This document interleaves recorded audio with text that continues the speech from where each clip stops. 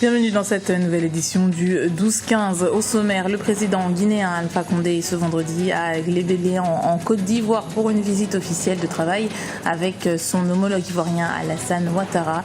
Il assistera à l'inauguration d'un pont sur le fleuve frontalier de Gbanala. C'est le deuxième congrès extraordinaire du FPI, le Front populaire ivoirien, en moins d'un mois. Ce jeudi 21 mai, ce sont les partisans du président Pascal Affi-N'Guessan qui ont organisé le leur à Treichville, à Abidjan, la capitale économique. Les organisations humanitaires tirent la sonnette d'alarme en Tanzanie. Les réfugiés du Burundi sont en proie à une épidémie de choléra. 27 personnes ont déjà succombé à la maladie.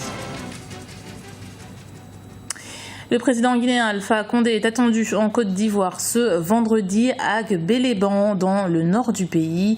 Le dirigeant guinéen qui rencontrera son homologue ivoirien Alassane Ouattara, lui-même en pleine visite officielle dans la région. L'entretien entre les deux hommes ne devrait pas excéder quelques heures. Le chef d'État ivoirien est en pleine campagne dans la région d'Odiéné. On fait le point avec Ibrahima Djindjaï. Le président guinéen Alpha Condé en visite officielle ce vendredi 22 mai en Côte d'Ivoire. Un voyage qui intervient au moment où le chef de l'État ivoirien Alassane Ouattara a entamé plusieurs meetings dans l'extrême nord-ouest de la Côte d'Ivoire.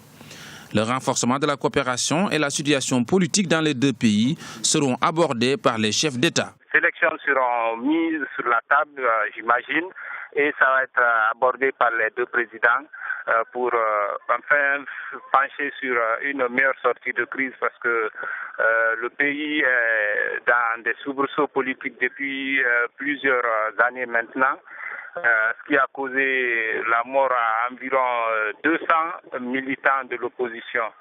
Donc je me dis que Alassane Ouattara pourra bien interpeller son homologue guinéen. Les deux chefs d'État procéderont à l'inauguration d'un pont sur le fleuve frontalier de Banla à partir de Belamba, une infrastructure qui permettra le désenclavement de la zone et qui relancera les échanges entre les deux États et pas seulement. Sa visite en Côte d'Ivoire s'inscrit, selon les informations à ma possession, s'inscrit dans le cadre de l'inauguration d'un pont que son homologue ivoirien a bâti dans une des localités de la Côte d'Ivoire située à environ 800 et quelques kilomètres d'Abidjan. Certainement, c'est quelque chose qui pourra bien inspirer le président guinéen pour qu'il en fasse davantage chez lui, parce que la Guinée est un pays qui en a besoin. Ce n'est même pas un chantier, mais que tout est à refaire. Cette visite du président Alpha Condé intervient un mois après les invitations des opposants Cellou Dalein Diallo et Sidya Touré à la convention d'investiture du candidat Alassane Ouattara à la présidentielle d'octobre 2015 en Côte d'Ivoire. On reste en Côte d'Ivoire où l'opposition, le parti du Front populaire ivoirien, a entamé son congrès extraordinaire ce jeudi 21 mai à Abidjan. Un événement qui n'occulte pas pour autant les divisions au sein du parti créé par l'ancien président Laurent Gbagbo. Ses partisans soutiennent toujours sa candidature pour l'élection d'octobre 2015, malgré l'incarcération de l'ancien chef d'État à La Haye. L'autre frange du FPI milite, elle, pour le président du parti, Pascal Affi-N'Guessan. Le point avec Aminata Jack. Un autre congrès extraordinaire du Front populaire ivoirien. Le 30 avril 2015, des assises du parti s'étaient tenues à Mahama, le village natal de Laurent Gbagbo, où celui-ci avait été désigné président du FPI. Ce jeudi 22 mai, l'autre camp soutenant Pascal Affi-N'Guessan, le président reconnu par les autorités ivoiriennes, a ouvert son congrès pour désigner son candidat à la présidentielle d'octobre 2015. Leur objectif est affiché, remporter les élections face au président sortant Alassane Ouattara. Alassane Ouattara doit partir du pouvoir, c'est un impératif. Le changement, c'est d'abord l'alternance démocratique, c'est-à-dire la défaite d'Alassane Ouattara en octobre 2015 et le retour du Front populaire ivoirien au pouvoir. Pour certains observateurs, la crise au sein du parti est animée par des ambitions individuelles et un problème de stratégie à adopter pour assurer le changement. Le problème est un problème de stratégie. Dans le fond, les objectifs sont les mêmes. Ils n'ont pas pu s'entendre. Aujourd'hui, il y a une division. Affi estime qu'il faut jouer le jeu, entrer dans le système et qu'il est possible de vaincre Ouattara tout en restant dans le système avec lui, en le combattant à l'intérieur du système. Les autres sont dans une ligne plus radicale. Ils disent non. C'est ce qui les a opposés. Et la ligne de Affi est apprécié et soutenu par le pouvoir, mais en réalité, AFI ne roule pas pour le pouvoir. Au-delà de la stratégie, il y a aussi des ambitions individuelles. C'est l'après Gbagbo qui va succéder à Gbagbo. Les autres veulent bien que Gbagbo sorte. Ils veulent aussi que AFI se batte pour cela. Mais en réalité, ils ne veulent pas d'AFI comme leur chef aussi. La bataille pour la présidence du Front populaire ivoirien risque d'enfoncer la formation politique dans des divisions internes si aucun compromis n'est trouvé. Le parti est divisé en deux camps. Le premier veut désigner comme candidat Pascal Affi-N'Guessan pour la présidentielle d'octobre 2015 et le second fait de la libération de l'ex-président Laurent Gbagbo une priorité. Tension au sein de l'exécutif au Lesotho, ce pays de 2 millions d'habitants enclavés en Afrique du Sud. L'ancien Premier ministre Thomas Thabane s'est exilé au Botswana, comme il l'avait déjà fait en Afrique du Sud en août 2014. L'ancien chef du gouvernement a déclaré craindre pour sa vie et ces craintes auraient été confirmées par une enquête. Des menaces qui planent sur Thomas Thabane depuis qu'il a dissous l'Assemblée en juin 2014 pour éviter une motion de censure. Son parti qui l'a amené au pouvoir en 2012 était opposé à celui du nouveau Premier ministre Pakalita Mosisili qui a dirigé le pays entre 1998 et 2012. Ils ont commencé à fuir le Burundi bien avant le 26 avril, date où le président Pierre Nkurunziza a annoncé sa candidature à un troisième mandat. Des milliers de Burundais ont trouvé refuge au Rwanda ou dans la Tanzanie voisine. Regroupés dans des camps où le traitement des eaux usées est impossible, ces femmes et ces enfants sont sujets à des maladies comme le choléra. La situation dans les camps de réfugiés en Tanzanie inquiète. Depuis le début de la crise politique au Burundi, plus de 70 000 Burundais se sont réfugiés en Tanzanie. La plupart de ces femmes et de ces enfants sont confrontés à une épidémie de choléra dans leur camp. Une situation dénoncée par l'UNICEF, l'Organisation des Nations Unies pour l'enfance, qui tire sur la sonnette d'alarme. La surpopulation et les mauvaises conditions sanitaires ont provoqué un pic de cas suspects et confirmés de choléra et de diarrhée aiguë parmi les réfugiés. À défaut de la mise en place d'un centre de traitement sur le site de Kagunga, la mortalité pourrait très rapidement augmenter. Pour les analystes, le retour rapide à la paix et à la sécurité au Burundi est la solution pour éviter une aggravation de la situation. La situation dans les camps de réfugiés en Tanzanie inquiète beaucoup parce qu'en fait, il y a beaucoup de flux et c'est une situation qui était inattendue au niveau de la sous-région. La seule façon de sauver ces populations, c'est de créer de bonnes conditions de sécurité au Burundi pour que ces gens puissent rentrer.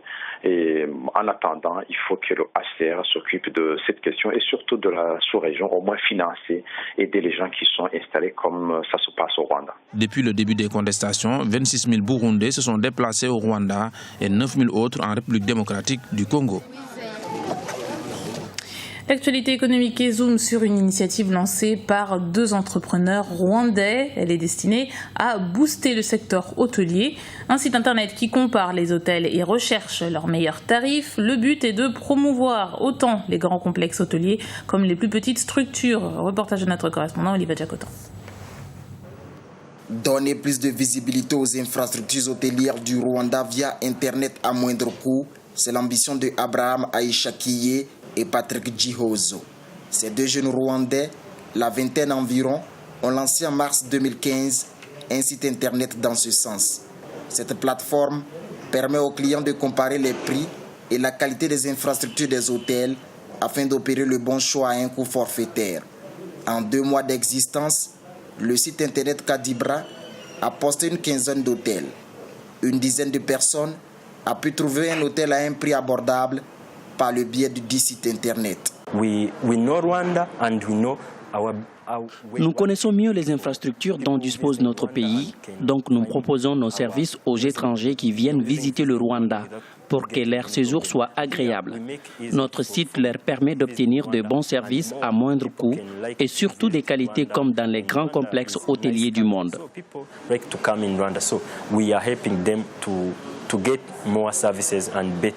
Le Rwanda compte aujourd'hui une centaine d'hôtels. 30%, c'est le taux minimum que prélèvent les sites internet spécialisés dans la promotion des 10 hôtels. Le site Kadibra se positionne aujourd'hui dans le pays comme le premier site local offrant le plus bas tarif dans ce domaine, c'est-à-dire 15%. Cependant, les 2 entrepreneurs rwandais sont confrontés à un défi majeur. How to brand our products to Nous souhaitons mettre en place une application qui sera fonctionnelle sur les téléphones portables pour donner plus de visibilité à nos différents produits sur le plan régional, continental et mondial. Mais cette ambition ne peut se réaliser que si nous bénéficions des financements et cela reste un défi pour notre jeune société.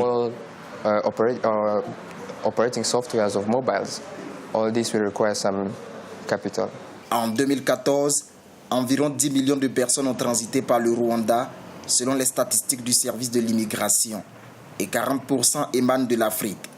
On y compte de nombreux touristes, ce qui a permis d'avoir une hausse de près de 4% dans ce secteur clé de l'économie rwandaise.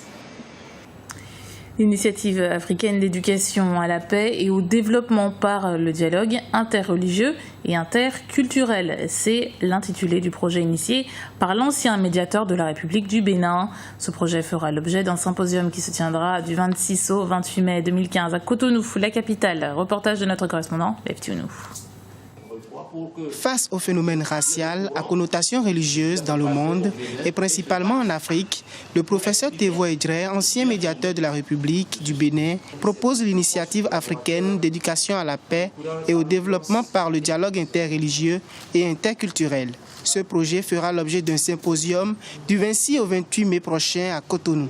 Objectif, s'appuyer sur le dialogue interreligieux et interculturel pour favoriser la paix entre les communautés. Et nous avons cette chance-là que le Bénin devient un carrefour porteur de cette idée avec la coopération de beaucoup d'anciens qui ont été eux-mêmes acteurs dans ce domaine comme le Mali. Et je suis très heureux que nous puissions du 26 au 28 mai prochain au Bénin sortir un manifeste et sortir un projet qui pourra être pris en compte dans toutes les institutions internationales et dans l'opinion publique africaine. Cet appel de Cotonou se veut être l'exemple d'une volonté de vivre ensemble des confessions religieuses. Il s'agit de mener des actions communes de développement en vue du renforcement de la paix. C'est un espace où plus de 200 personnes viennent de l'extérieur au nom de la religion, au nom du dialogue interreligieux, pour que l'on mette de commun accord un système en place pour faire dialoguer les gens. Au-delà de leurs barrières religieuses, que les gens puissent avoir un pont entre eux pour dialoguer et vivre ensemble en tant que des humains sur la même terre. Le Centre panafricain de prospective sociale et la Fondation Cardinal Bernardin Ganty se tiennent mobilisés pour asseoir avec la Fondation Félix Houphouët-Boigny et d'autres structures continentales les bases de la paix en Afrique. La rencontre de Cotonou réunira plus de 200 participants de diverses religions. C'était le journal de la rédaction. Merci de l'avoir suivi. Retrouvez dans un instant une nouvelle édition du 12-15 sur Africa 24.